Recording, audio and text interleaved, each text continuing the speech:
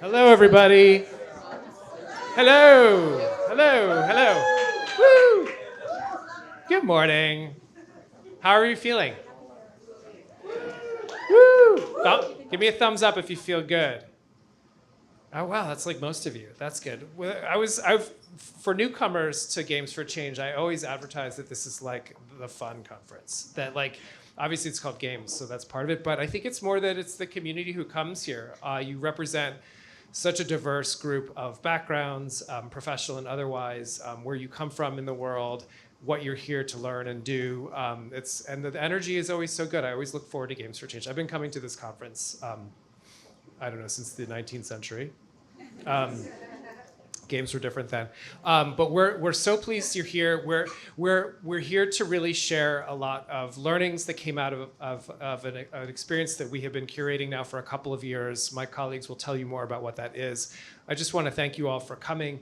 My name is Michael Preston. I'm the first person on that list there. I lead the Joan Ganz Cooney Center, which is an R&D lab inside Sesame Workshop. So we are a nonprofit inside the nonprofit who, our work is to bridge child-centered practices and ideas and research out into the wider world outside of Sesame so that you all can think about kids the way we think about kids.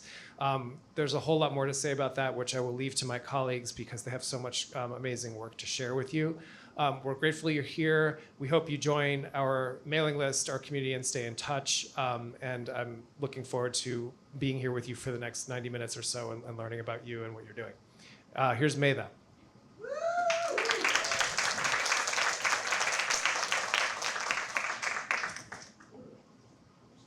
Yes. Okay, great. Hi, everyone. I'm Medha. I'm the Senior Director of Research at the Joan Ganz Cooney Center, and I'm going to give you a little bit of background on what we call our Wellbeing by Design Fellowship. This is just a quick agenda for the day. We're going to have some presentations, and then we're going to go into activities, so folks will get more time to chat with each other at their tables. So this fellowship is in its second year. We just wrapped up our second year. And it is a program where we have a structured experience for about 5 months. This was our group from this year of 12 amazing designers who are making interactive media and technology for children. And they are people who are in mid-career. They're very experienced in what they do. And what we wanted to do was have them add the layer of well-being to the work they were already doing. So they applied in the fall, and they came in with the projects that they were already working on from the various companies that they represent. And they worked together as a cohort to learn about RightTech, which we'll talk about in a moment, and then workshop those ideas and how they can implement them in the products that they're working on. We will be publishing case studies from that work, and we also have a link on our website to a virtual event that we hosted in May where everybody spoke about it. But we're very lucky to have 5 of these fellows here today who will share more about what their projects were and how they thought through the process of integrating well-being components into their digital designs. These are our funders for this project. We also have a core component of this work is a youth design team. A lot of what we do at the Cooney Center is bringing kids' voices into the design of products. We have a whole other initiative called the Cooney Center Sandbox, which I can share more about with anyone who's interested, where we do a lot of co-design. In this case, we worked with an organization called In Tandem to create a youth cohort who basically acted as designers with our product folks, and they each had a one-on-one time with one designer to a small group of kids, time to share about their product, get the kids' feedback and insight on, would this work for you? With how can we make this better? How do you feel about, there's so much going on around mental health and technology use, and in particular how kids feel about learning technologies in schools. So they were a great part of our fellowship, and we have some quotes from what they shared. I'll just share 2 of them. One of them said, "I was surprised that all of the adults in the room were listening deeply to our thoughts and ideas. Sometimes I would think my ideas were silly or not on par, but they always asked more about my thoughts and made me feel seen." So a lot of the kids were really surprised that any adult working, especially at these larger companies, was even thinking about something like well-being. They were like, "Oh, I didn't even realize people cared to do that." And then another one said, in a very teen way, I learned that even if a product seems small, a buttload of work goes into it behind the scenes, more than you'd imagine. So they really, that was insightful for them to learn, like, and meet real designers and get to impact their products. All right, and we will kick off with Noelle Posadas Shang, who is a designer at Killer Snails, and she's going to share more about her project.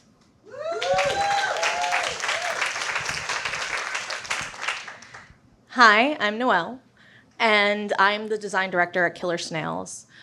We make science educational games for children that incorporate digital and XR components. And when I heard about the Wellbeing by Design Fellowship, I was really inspired. I read through all of the RITEC framework, and I knew that this RITEC framework could really help us improve a product that we had made back in 2020. BioDive, which is a hybrid digital and VR product, is a narrative-based story where children are scientists learning about the ecosystem of a marine environment that venomous marine snails live in. Now, these venomous marine snails are very important to science. Scientists like our co-founder, Dr. Mandy Holford, actually study the venom and learn that that venom can make medicines for people. So we wanted students to be inspired to look into being scientists. Now, this product came out in 2020. We have made several products since then, but we wanted to re-examine this product with well-being in mind because we knew there were certain elements that were being lost in the story. We knew that children were struggling to read through the very long, elaborate story and connect the dots. So the first thing we did upon entering the fellowship was change the narrative. We wanted to improve it so that the story flowed better and was more concise. So children would not get bored, they would be able to read through it. And we did that. We also wanted students to see themselves as scientists and to see real scientists at work.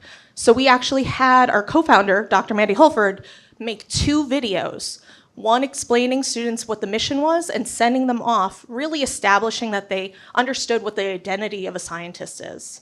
We wanted them to, be able to see a real scientist and see themselves in that role. We then had another video at the end congratulating students and really reinforcing what they were able to do during the course of the activities. So we bring this to a bunch of students for our first prototype testing, and they get the story, but there's so much more these students and our youth design team asked for. And one of the main things we heard was like, your VR doesn't make sense. The controls don't work.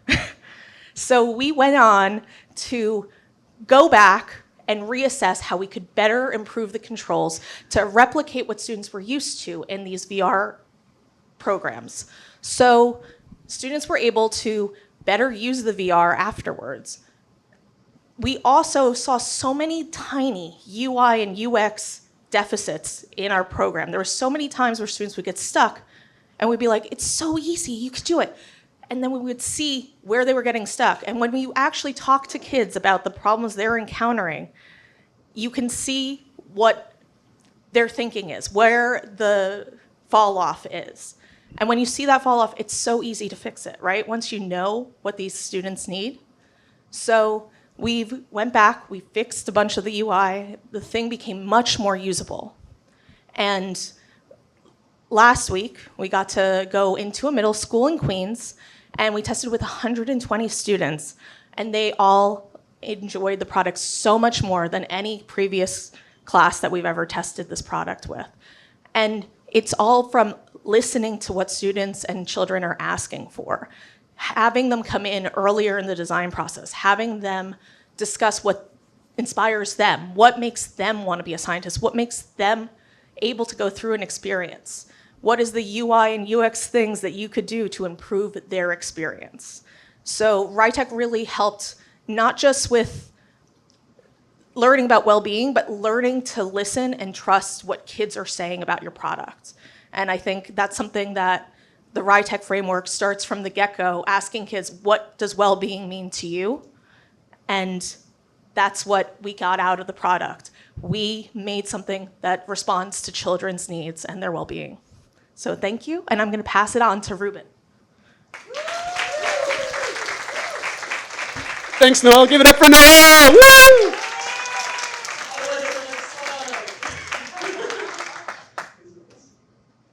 Yeah, cool. Hi, everyone. I'm Rubin. I'm an interactive producer with Fred Rogers Productions. Basically, what that means, we create TV shows for kids ages, I think it's 3 to 8 right now. You may know Daniel Tiger's Neighborhood, Alma's Way, Don Quixote, Odd Squad. Those are our 4 shows currently in production. And the work that I do is making games for a lot of those shows. So those games go onto the PBS Kids platform. They either are on pbskids.org as HTML5 games, or they're hosted on the PBS Kids Games app as as a tablet and mobile app. So you can play those kind of cross-device. And our games are focused on celebrating the wonder of childhood and the mystery of childhood, and appreciating the small and the big things that happen in childhood, whether that's emotional or whether that's your ABCs and your 1, 2, 3s. And our games have garnered over, I think we have 86 games right now. I want to give you the full stat. 2.9 billion plays across platforms. So a lot of kids focusing on these. Thank you. We're really proud of that. So our big question, or my big question coming into this fellowship, taking all of this stuff with me, was I didn't want to focus on a single game that we're working on. I wanted to bake this into the production process that we have, because we work on a lot of games simultaneously. They're not very big, so I wanted it to be something that we're thinking about from the very start of our process. How can we bake well-being design into our production process?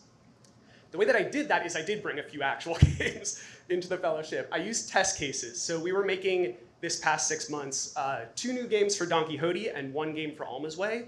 And each of these games was kind of like a different point in our production process. So one of the games for Don Quixote will actually be launching later this summer. Check it out on the PBS Kids Games website. And that game was like very far in production. We were almost at the beta build of the game. We were thinking deeply about like the fine-tuning of individual features in the game. And then we were working on another Don Quixote game that we had really just started working on with the developer. We had like a game design document. We had started building and testing a prototype. So we had an idea of what this game was going to be. It just was, we were really shaping those features as we started this fellowship. And then the third game for Alma's Way still has nothing actually set for it yet. We were just starting off a research project actually to inform the game. And so at that point we were trying to bake in, before we even have an idea for a game, how can we start thinking about well-being design to go into this project? Okay, cool. So the fellowship had a few key pieces of impact for me as I'm sort of figuring out ways to infuse this into our production process. The first was I got very interested in one piece of the RITEC framework about identities and helping children specifically awaken their digital identities. So I think we can all agree we live in a time that it can be kind of perilous for a child to be navigating digital spaces. And I felt empowered watching other children through the RITEC framework become empowered in making their own choices digitally. So deciding things like, oh, I want to do this. Not even just, an individual choice within a game, but I like this setting, I'm gonna put it on. Or I'm not gonna listen to what you want me to do in this game, I'm gonna try and break it. And really encouraging that in the games that we created. The second is that I fell in love with co-design. We did a lot of co-design in this fellowship, and I already have some plans to do some more co-design. It's inspired many future co-design efforts for our games, one that's going to be happening in the fall. Another big piece is that it helped create just guidelines for early concepting. So we've used a lot of different frameworks as we build our games. We've used like the transformational framework and a lot of like PBS frameworks. And this was a great thing to have in our tool belt, which you'll see as you're practicing with it later on in this session. And finally, it also just got us talking about well-being. Just like right now, we're all talking about it together.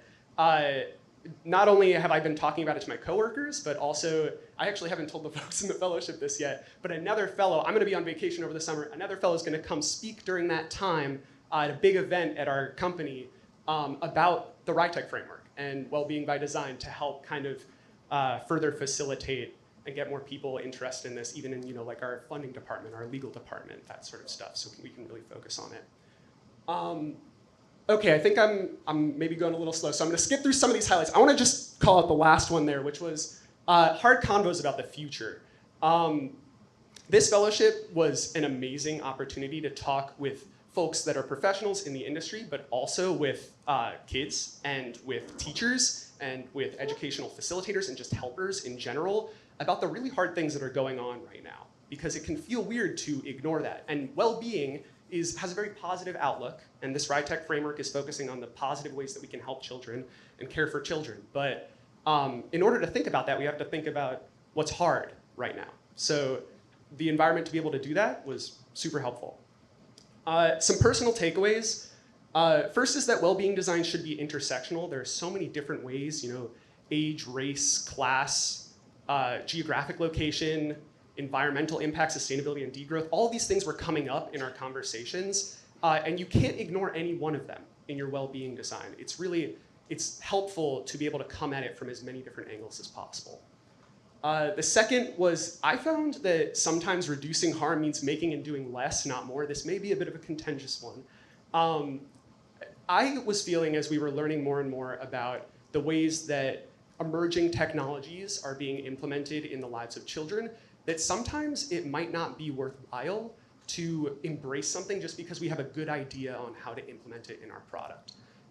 So it might mean saying no to things and actively backing down from things and really slowing down. Because I think right now we can all agree that things are moving a little bit too fast for anyone to comprehend. And it isn't just a race to monetize off of that. If we're going to be thinking about well-being design, we really need to be thinking about how to do less, not more. And then finally, as I was sitting in these sessions, both from speakers, but really when we were talking to children, we would talk to the kids, the youth design team, about all the problems that they were having in different digital spaces. And something that came up over and over again was, I feel addicted to my phone sometimes. I want to delete this app off of my phone. I need to take a break. I feel like at the whim of it. And when I was hearing that, I didn't feel like a designer anymore. I was just like, yeah, me too. Like, that is exactly what I am going through. And I think that even though this fellowship was focused on well-being design for children, you can't really have well-being design without thinking about well-being design for adults. And especially because the children that we may work with or create games for age out of our age range eventually. And they go on to become adults and may go into a world with less protections. And so I don't think that we can say we've done our due diligence if we aren't also advocating for well-being design for everyone. Cool. All right, thank you. Oh, and next you're going to hear from Danny.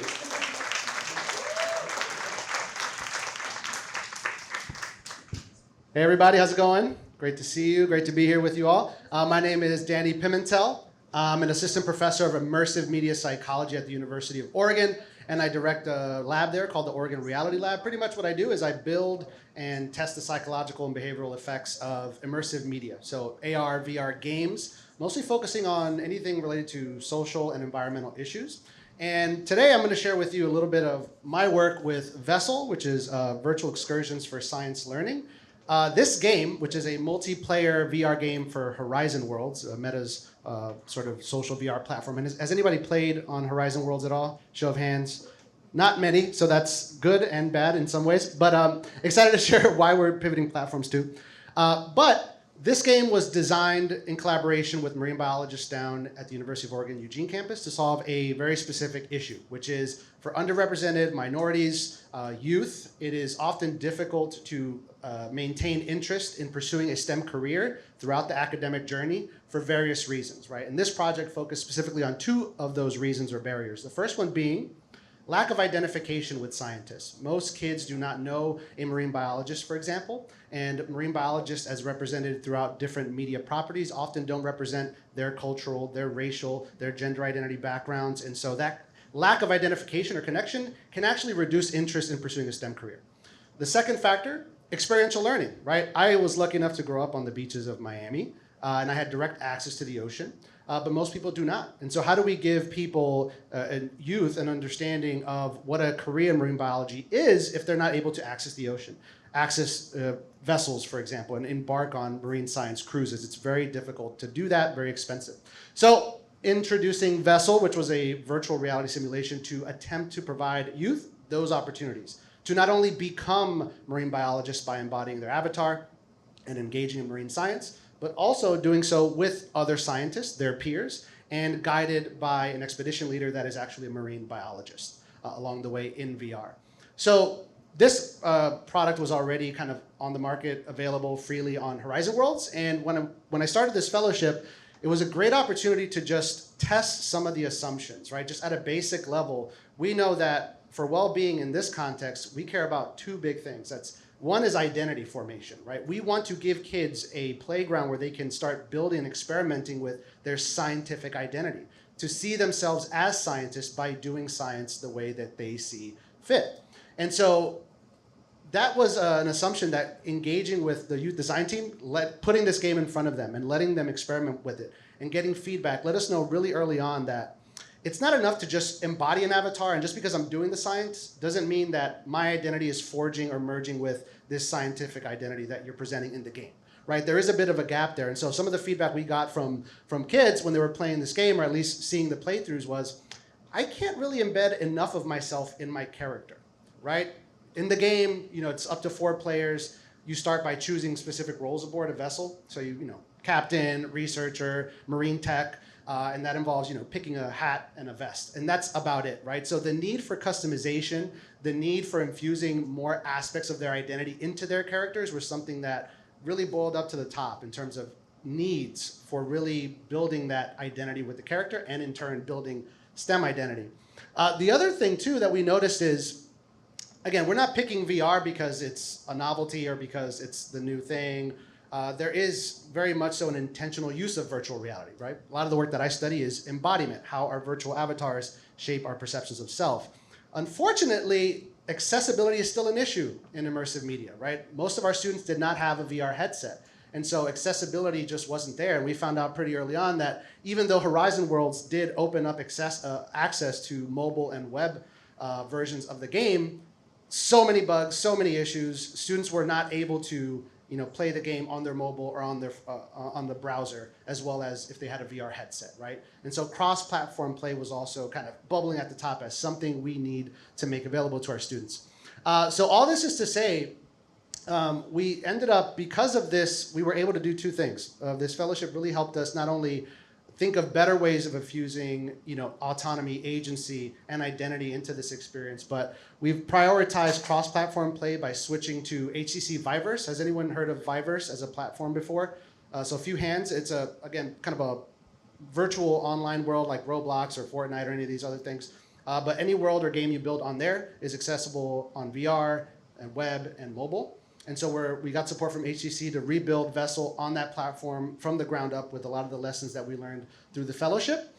Increasing player customization, like I mentioned, is also important. And we also got really good feedback about the onboarding process and that negotiation between agency and autonomy. Because students can either play the game just by themselves in a group of 4 and figure it out on their own, or with a guide. And so we worked with university researchers at Northeastern University to test how a guided cruise versus a student-led cruise affected not only STEM identity, learning, and agency, but other outcomes as well. And spoiler alert, there wasn't actually a deficit to agency if it's led by a STEM leader or educator. And so that was an assumption that we had baked in, where if we take away their freedom to explore, make mistakes, and embark on the journey themselves, there might be some cost there, but ultimately we found that that was not the case. So happy to talk more about that. Thank you for lending me your ear, and excited to talk with you at the next session. And next I'm introducing Jen, or is there mindfulness? No? I'm not very mindful. So, woo! Hi everyone, I'm Jen Chiou, here to represent Questcraft. Oh, thank you. It is a digital tabletop role-playing game for kids. And usually when I present it, I have to explain, did you know that games can help kids' creativity and social skills? But given I am in a room full of Games for Change people, I'm super excited that I've been talking about people who are more informed on this matter in the past 24 hours. And super excited. Raise your hand, actually, if you've ever played a TTRPG. Raise your hand, keep your hands up. Raise your hand if you've played any RPG, so also including RPG. So basically everyone in the room. I love it. So I got into this because my 9 and 11-year-old wanted to play Dungeons and Dragons because they joined the grown-up table and we couldn't find any friends who knew how to play. And I was like, what? When you're a little kid, you play pretend all the time. It's so natural. And then you get older, and then, for some reason, there's just this huge gap. And like, what's the opportunity there? Unless you want to hang out with the teenagers and the old people who get to play D&D. So we're like, okay, what could we do? And Questcraft was our answer. One big difference that we did from the get-go was we set it in diverse cultural contexts. So, and it's not even like we're like, oh yeah, Questcraft, this is where you learn DEI fantasy. It's just the water that you swim in. You play Questcraft, and there's lots of different worlds and places you can go. So if you look, for example, one of our early adventures was based in Bengali mythology. 2 of our team members are Bengali themselves, and they created characters that look like them.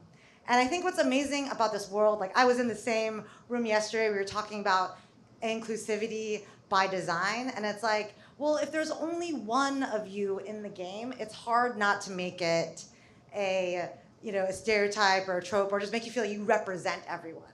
And so in our world, we have lots of different characters representing all of these different kinds of cultures. So many things to say. So another example is, if you see over here, this is our Time Guardians Quest series. This one's actually a bilingual Spanish-English quest. I was really excited because of the Cooney Center. I met Glow over there at the table who I'm recruiting to start our Mandarin English quest. I think what's exciting about TTRPG is it's really a blank slate. Like, you can teach and learn and experience so many different things with so many different outcomes.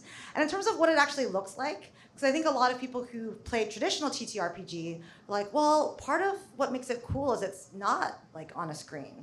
So we wanted to figure out, okay, how do we use the accessibility that comes from digital games and the scaling that it gives us, but also having the social interaction. And so we've been running it. So this is Ryan, one of my awesome students. He's right here, if you could see it. There's a laptop here, so they can access the game through a screen, and that's how we get it to so many youth groups and homes and classrooms. But ultimately, the interaction is still social. And you can still do it virtually, but the interaction between the players and the students is still really critical. One thing to shout out the Cooney Center and my fellows is I was really the freshman in our cohort. Everyone came with a ton of amazing experience. Even though I think I might have the most gray hair of the cohort, I am the newest in terms of game design. I'm a K-12 educator. And so building this game, I've learned so much from all of them, and also just all of you being at this conference. One of the big things for me is, I know we've been kind of saying RITEC, we haven't said the details yet, but that's the interactive portion that's coming. We, from the get-go, because we just built this game, literally this year, we're playtesting and creating it, RITEC is our North Star. So I think what's kind of fuzzy about children's well-being is you're like, what does that really mean? Like, I'm sure if I went around and, well, I don't know, someone at this table, what does children's well-being mean to you? Exactly, that's hard. You don't have to, you can say. Anybody? Well, actually, this is actually better. It's like I planted her to say, I don't know. So you'll have an answer to this question after. And so it's basically a framework where there's multiple sections, and you'll all get to dive into it. And it basically enabled us saying, Questcraft from the beginning, we're not just looking at metrics around number of users, number of hours played, like those kinds of things, which are also important, but also how do we make sure this is actually good for kids, having the impact that we want. The youth design team that some other folks have talked about really helped us lean into autonomy. So autonomy, spoiler alert, is part of the RITEC framework. And I think all of you who've played TTRPG before know that's just like built into the game because you can do whatever you want. Like that's one of the things why the kids say they enjoy Questcraft. But sometimes the adults in the room get a little uncomfortable about that. They're like, well, do we really want them to be able to do anything? And I think having RITEC as our North Star, we realized, you know what? Like, we need to still lean into this because this is part of well-being. Like, kids being able to make their own decisions in a safe space is what will help them thrive. One example of students not doing the recommended thing, for example, is, we'll do character creation, and we'll be like, what's your superpower gonna be? And then the grown-ups in the room are like, maybe they'll say, I'm gonna be really strong at emotional regulation. and then the kid's like, this 11-year-old's like, I'm going to be a Gen Beta iPad kid. And then we're like, oh, interesting. So what's a Gen Beta iPad kid's superpower? And he's like, he has maximum strength with a +2 rage bonus every time his iPad dies. And I'm like, I feel you. So it's basically letting the kids sort of explore their interests, their creativity. Yeah, different players, different needs. This is our high school youth co-designers really leaning into that, because they're like, oh, this is like a social game, but what if I don't really want to speak up? And maybe that's why the grown-ups think it's good for me, but am I really going to want to play? And so one of the things that we've done is thinking about, how some people talk too much, and it might be over time soon. Okay, well, this point is a takeaway. And if you want to leave with a Questcraft bookmark, we have lots of different characters, and we show they have different personalities. You want to play a character that matches your personality, or you want to play someone totally different. Both of those things have value. So I guess the last thing I would just say is, I'm just so excited to be here and explore different opportunities. So if any of you are out there thinking about applying for the fellowship in the future, really excited to speak with you. You can find us on LinkedIn or on our website. We also partner with organizations. So even earlier this week, I was at the Opportunity Network, which is a great nonprofit in the financial district. And we're co-designing with their high school fellows an experience to help youth actually practice professional networking skills, which many of us, I think, also feel awkward about, but doing it in TTRPG. So happy to talk more, and thank you for having me. And last but not least, we have Sunny. Thank you. That's me. Okay, we're running a little behind in the program, so I'm going to try to be as brief as possible. Hi, everyone. My name is Sunny Williams. I'm a co-founder at Tiny Docs. Tiny Docs is on a mission to improve kids' health and make 1 billion people smile. We're doing this through our interactive web app that educates kids about health in a fun and easy to understand language. Part of our project that we brought into this program was what we call the TD Shuffle, which some of you might remember Dr. Mario. It's inspired a lot by that game. There's research out there that shows that specifically for kids who are about to undergo surgery, playing games beforehand allays their anxiety and actually is shown to improve their health outcomes at the end of the day. So we were trying to create a game that the use case was either kind of pre-surgery, preparing for surgery, or maybe even in the waiting room before you go into the examination room. So we had our youth design team review the game, play the game, break it a little bit, and have some fun with it. And one of the first questions that was asked wasn't really a question, but it was, have you considered making the game a little bit more interesting? Which I actually love, because this is the fun critiques that you want in order to build something great, build something that's really valuable. While it did sting a little bit, it was helpful. Thank you, Paulina, for that. So from that, we were able to get a lot of great data. That kind of opened up the floodgate for some really interesting, fun conversation around the game and opportunities to improve it. So we learned that one, kids wanted some more control. They wanted some more creative control into the game. So they wanted to be able to create their own avatar, even create their own game board for the background, which is super helpful to know. One of the other things that we learned through this experience is that kids, not only from the creative part, but also they wanted to be pushed. They actually wanted to be challenged a little bit more. They found the game a little bit too easy. So in the next iteration of the game, we have levels, which will help the game, which as kids get further into the game, each level gets harder and harder and harder. And last, there actually is a social component to it. Kids actually wanted to see how their friends were doing. They wanted to see how their scores stacked up to their friends. So in the newest iteration, we actually have a worldwide leaderboard, so kids can, users can see how their scores stack up to their friends. So through this experience, I think there's kind of like 3 big takeaways for designers that I think would be helpful for you to know. One, we got that really cool critique from Paulina, because in the beginning, we set all these kids up as subject matter experts. It's really important to establish that rapport. If you don't establish that rapport and open up the room and make it comfortable for them to give that critical feedback, you're not going to get the most out of that session as you would like. 2, that was a really provocative statement that she said. And while it would have been really, it would have been a haphazard response for me to just kind of cling on to that and then kind of respond to that.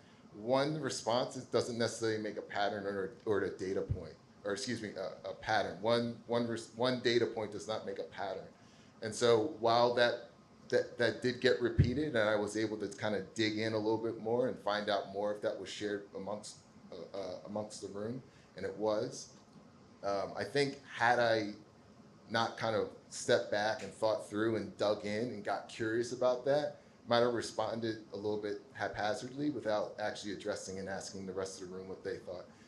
And then third, I think, is embrace the ambiguity.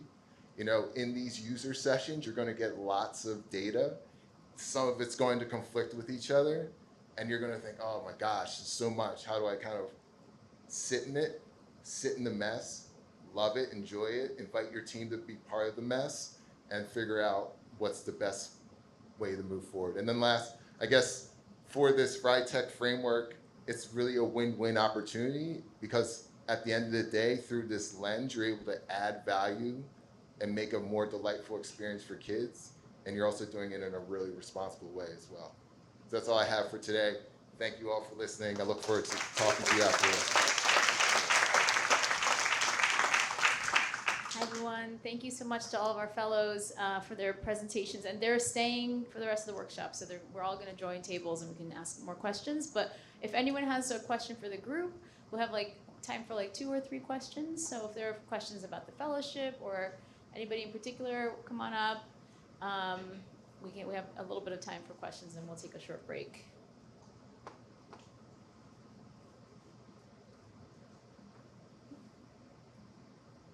Yeah, go ahead. At what stages did you come into the fellowship? Where was your game in terms of, creation, production, post-production, and what, I guess, yeah.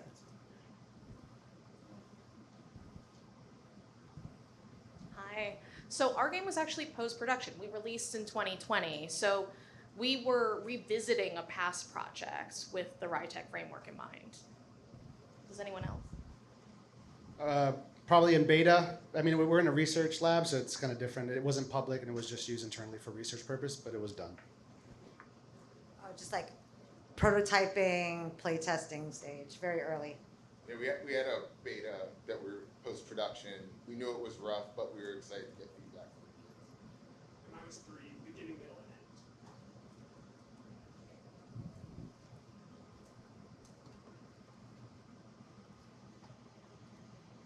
Hi everyone, my name is Glow.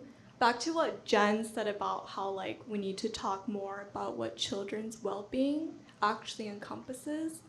I want to hear all of y'all's what you think children's well-being has the potential to be, and I want to hear how you envision it showing up tangibly in your games. We've heard a little bit about how that could mean autonomic decision making, it can mean customization. But I feel with SEL and so many things, that could all be under the umbrella of well-being. And then, I want to hear what your vision is. That's a great question. And we will be going through the RITEC framework in just a moment, but if anyone wants to add any thoughts. Yeah, I think the RITEC framework is a great framework to give a lot of different pieces to that, but something that has come out for me looking at all of those different pieces and applying it in different ways is that for every child, they're going to have something different that they need in their own context. And so I think the only way to really help address well-being for all children is to approach giving them the tools to care for themselves and giving the caretakers in their lives the tools to care for themselves, to care for the children in their lives and themselves, and just supporting as much as possible each individual context. Putting my researcher hat on, one of the ways that I'm really excited to try to quantify well-being in my game is because it is VR, you do get access to more kind of nonverbal data points. And so what I'm hearing from social VR researchers is one of the key metrics of a healthy collaborative social environment is the number of muting and unmuting that happens, right? So how vocal are players during a collaborative exchange? So that's like one metric. I'm like, okay, that is a healthy community of people engaging, collaborating, and also proxemics. So how close players are to each other, and how does that change throughout the mission? So when I think of well-being, that's one of the ways that I'm excited to start peeling away and cross, like referencing that with like subjective responses and surveys of how they're feeling. So. It's a really interesting question. I don't think there's a one-size-fits-all approach to it. I think of it, my vision for it is that it's customized, kind of what Rubin was saying, and you customize and it's actually personalized the experience to kind of like when you open up your Spotify app and like your homepage is personalized to you. So maybe that well-being experience that that child needs is customized based on their use and what they need at that time. And that very well may change over time, and it probably will. But I think a personalized experience is really my vision for how we get there. I think something that we observed when we play tested with these 120 students last week was the comfort level changed. You could see, because we were post-production, I play tested with this with probably hundreds, if not thousands of students before.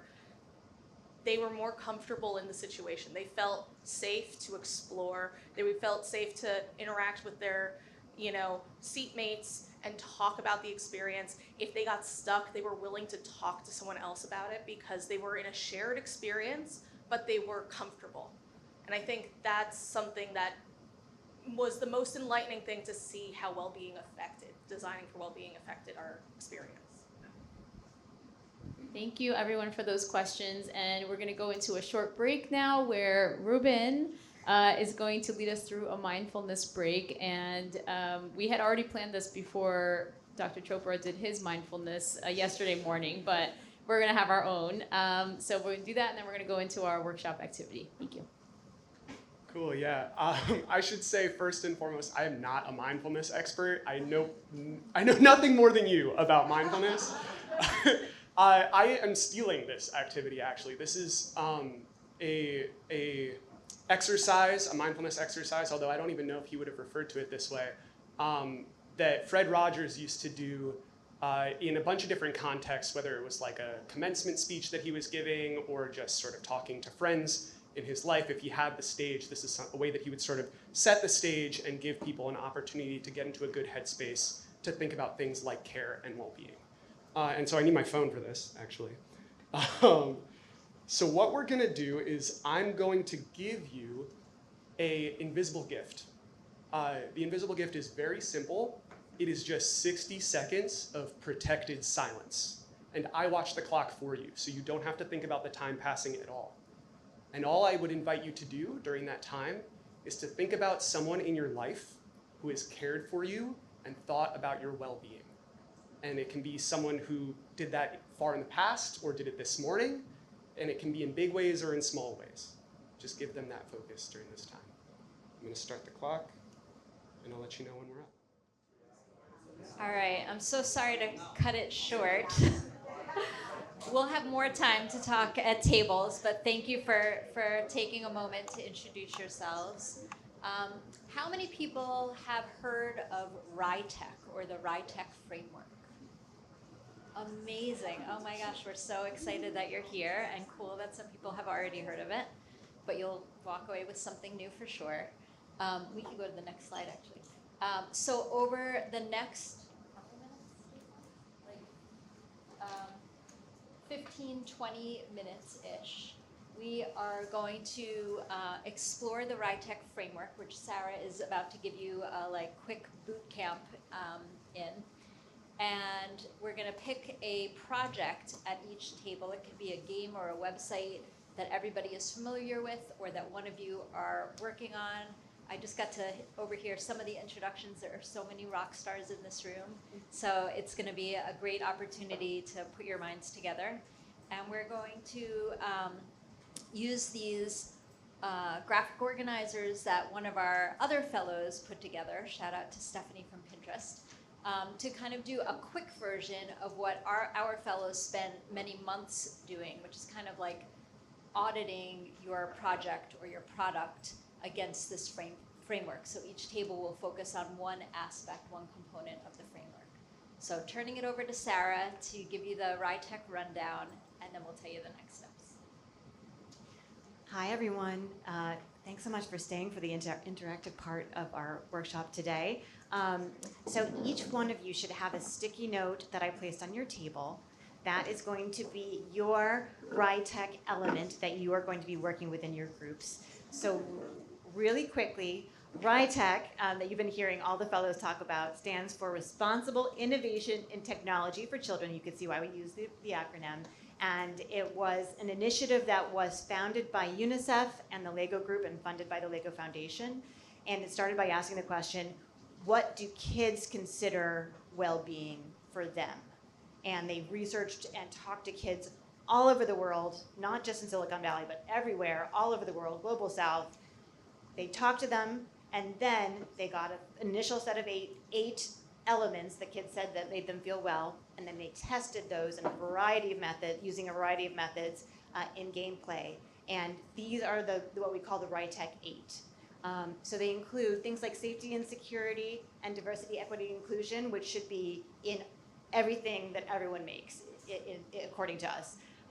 And so those are not represented on these 6 tables, but then there is a combination of other elements that, and not every game, not every experience is going to check every box. This is not a checklist. These are elements that well-being outcomes that if you want to focus in on one, you can really dig deep. If you want to check several off or hold your experience up to those elements, you can do that. But they include emotions, emotional regulation. How can games encourage kids to help burn off steam after a long day, or within the game experience, how can they, if they get mad, are there ways to help them deal with those emotions and regulate those emotions? Relationships. It's not surprising that social connection is absolutely key to kids and to their well-being. How can your game or game experience promote good relationships between kids, between adults and kids? So that's a huge element.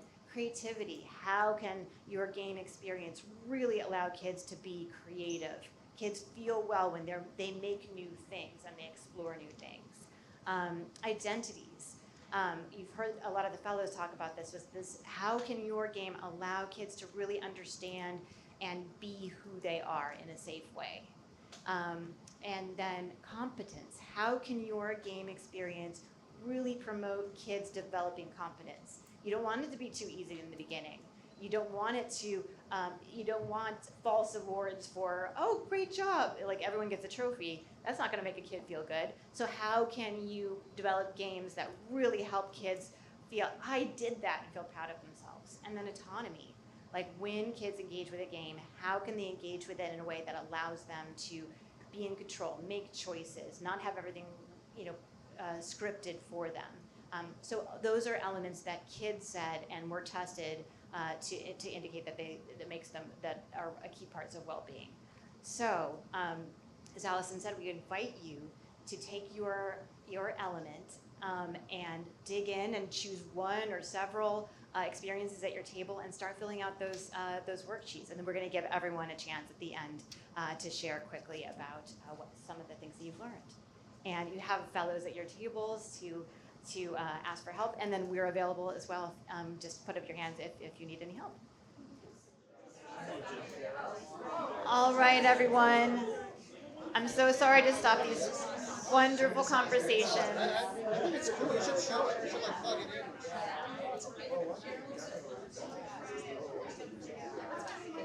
Hi, Games for Change friends. I'm sorry we have to stop these wonderful conversations.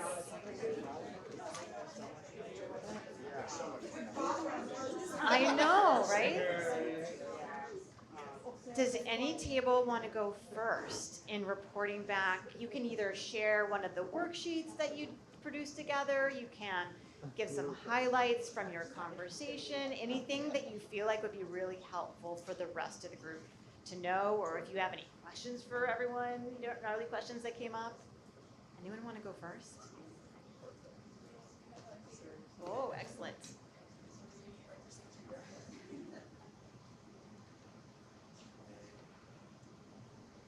Let's talk about. Okay. Hello, I'm Kenny. The game that we've been working on, or I've been working on, is a game for targeted towards the neurodivergent community. It's a game to encourage more movement. It's based off of the 8 brain movements framework. The idea is,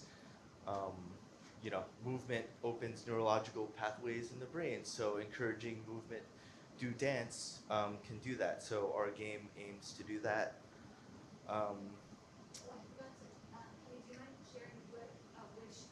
Oh, yes. Yes, so the RITEC element was creativity.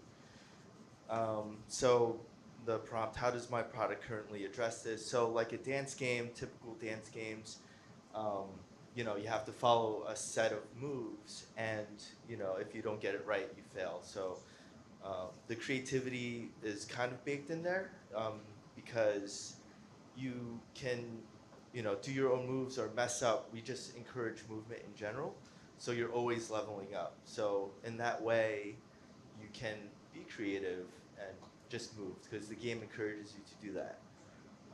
How can we address this pillar better?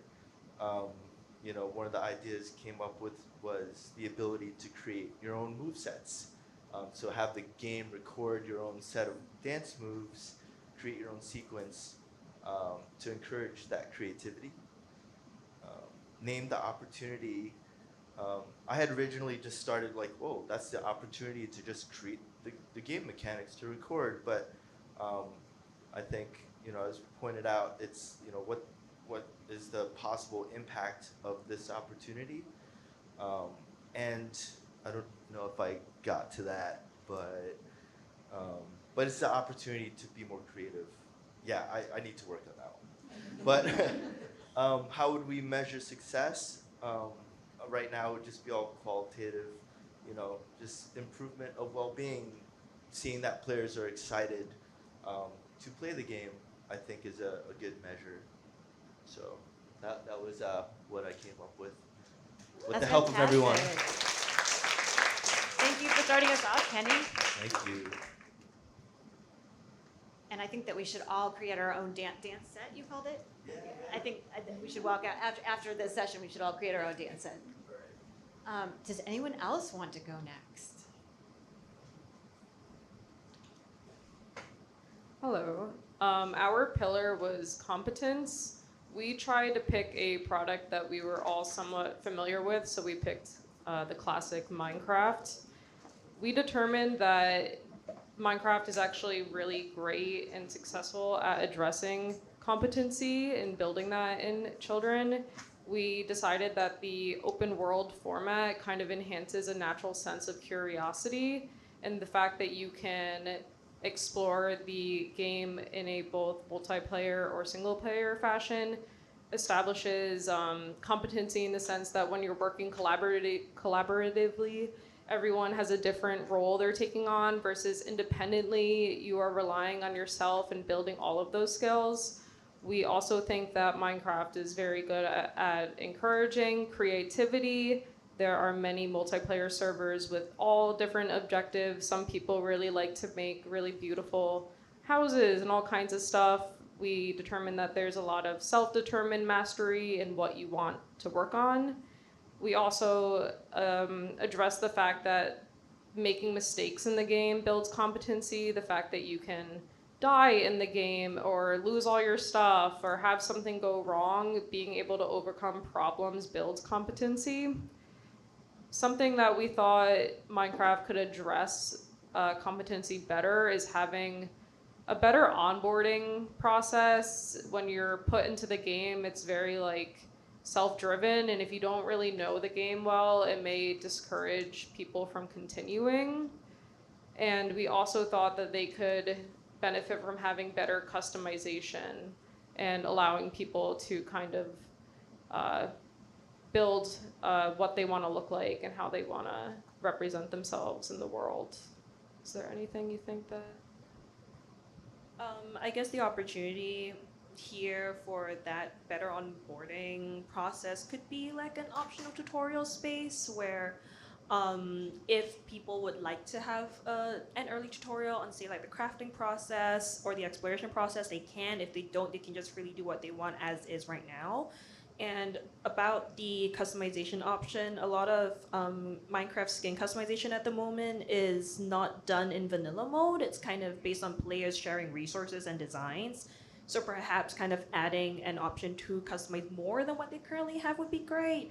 And in terms of measuring success, honestly, it would be not only a sustained player base, but also how much people return to the game, as Minecraft does have this reputation of being like everyone has like a 2-week splurge of Minecraft and then you leave and you come back again. But that return rate also can show the game's longevity and success. Yeah. That's awesome. I love that you. I love that you applied this to a really well-known game and kind of dissected it. Was that a helpful process? Like, was it interesting to kind of? And you had a common language because everyone knows Minecraft and more or less. Awesome. All right. Any table want to go? Oh, we have competition. I think I saw that hand first. Hi, my name is Sekou. Our pillar was relationships, and we talked a little bit about our venture. So we're a Princeton student startup, and we're looking to help facilitate and support the college pipeline for esports athletes. And kind of what we do is relationships. That's kind of what we're trying to fix, because there are a lot of college coaches looking for esports players, and there are a lot of gamers in the world and a lot of high school gamers, but they're not kind of aware of these opportunities. They don't realize that they exist.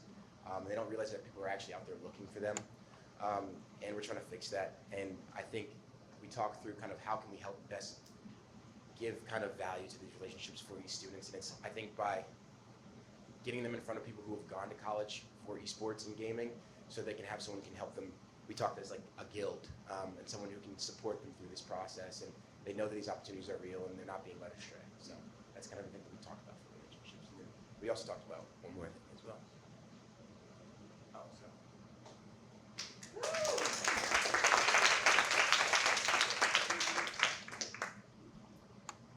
Hi everyone, I'm Emma. Our pillar was autonomy, and I had a really great conversation with our table. It was a really wonderful opportunity for me to talk through a game that's currently in production at my company. Quick overview of it is that it's supposed to be teaching prompting to small children, sort of the very basics of prompting, about like how you need to be very specific in the instructions that you get to get out of AI, what you're looking for. So it's a game where you choose between different attributes to add to a potion, and a character then transforms into a sort of magical creature based on those choices that you make. You look at the picture of the creature, you choose the parts of the potion that correspond to the attributes that you see in that picture, and then they become the creature at the end. They say, wow, that was fun. And it already has some good autonomy built into it, because you can just do whatever you want. You can choose any, there's no sort of being penalized if you make completely wrong choices. You can make the crazy creature that you want. You have to follow the instructions, and then you can sort of, it gets recorded in like a Pokédex kind of list at the end. We can go back and look at the creatures you created. So we're using AI to create the images. So there's no real-time generation of images within the game itself, because we can't trust AI image generation yet to make things which are safe for children to be looking at. So we're going to be pre-generating all of the 240 different combination creatures up front. And so that is limiting the autonomy. We talked about how it would be really great to let kids go wild and really sort of pick the combinations, the attributes that they would like to, but that would require, sort of unlimited, and that we don't really feel like the trust in the technology is there yet. So that sort of pre-rendering is a limitation for us. But yes, lots of really nice suggestions from the team over here, talking about giving that sense of agency through the role, sort of thinking about the role that the user is playing within the game, because that's you're really just playing it. You're not really sort of taking on a character. So there's opportunities there for really thinking about that, and then what you can do with that creature at the end, sort of pose with them. Interact with them a little bit more, and then we talked about how it would be really a wonderful sort of down the road version of this game for there to be a real community around it, and if it was a lot bigger and more opportunities, sort of sharing the creatures you've created, comparing them to your friends, and opportunity for community engagement. That's fantastic that you got to get real-time feedback on a specific topic within your game. We are officially at time. We've been told that we can go a little bit over, but in case anyone needs to leave, I just want to flag we have a QR code. If you want to stay in touch with the Joan Ganz Cooney Center and see what we're up to, you can sign up for our newsletter here and learn more. And I'll put that back in a second. But we also have, if you want to know more about the RITEC framework and play with that a little bit more, here is a QR code for a RITEC design toolbox. And for anyone who can stay, we have 2 more tables in case they want to read out. Do any of the last 2 tables want to share their thoughts before we wrap up?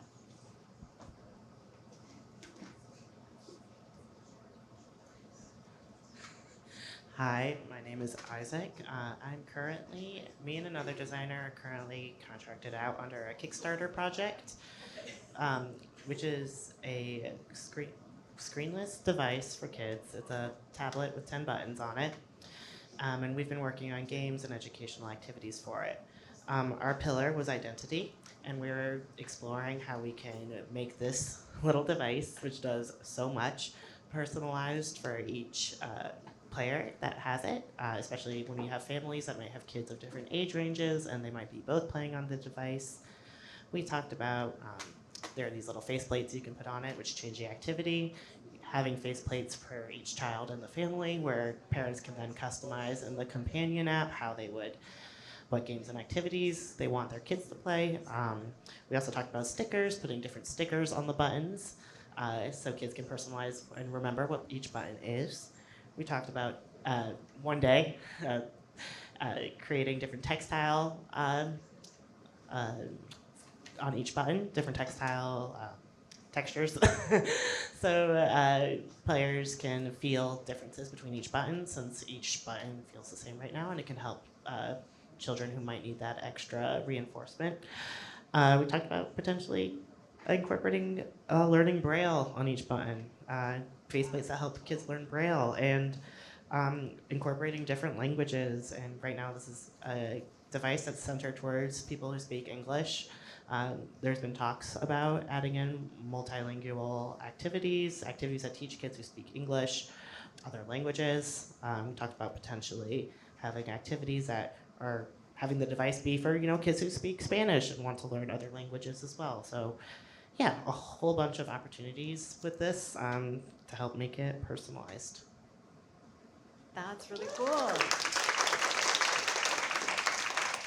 Thank you for sharing, and good luck with the Thanks. product. It's called Boppo. I'm just a contracted designer on it, but the co-creators have been working really hard on it. So if you want to Google it. Hey, designers are key to all this, right? Without designers, nothing happens, right? Yeah, I've been hired 2 months before launch, so. Awesome. Last table. Do you want to read out? Hi, I'm Luisa. I work at Social Cipher. We make social emotional learning games for neurodivergent kids. So the other person also making a game for neurodivergent people. Hope to talk to you later.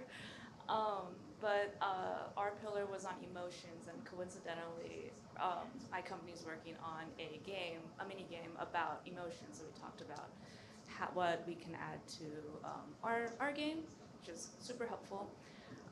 So the idea is currently we're picking frustration as a negative emotion that a lot of neurodivergent kids have to deal with, and addressing those feelings through a tower defense type game. So you fight like enemies in waves with your towers and kind of go into your mind palace and like be prepared for whatever you need to do in the future.